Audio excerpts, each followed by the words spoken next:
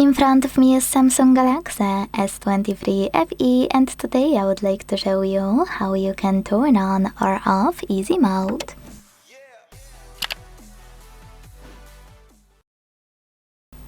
Begin by opening settings and scrolling to choose display available here.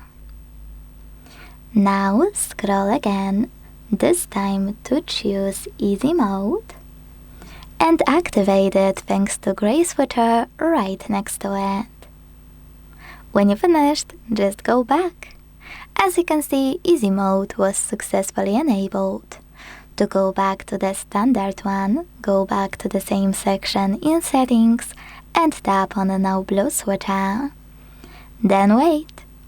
Thanks so much for watching. If you enjoyed this video, leave a like, comment and subscribe. Bye!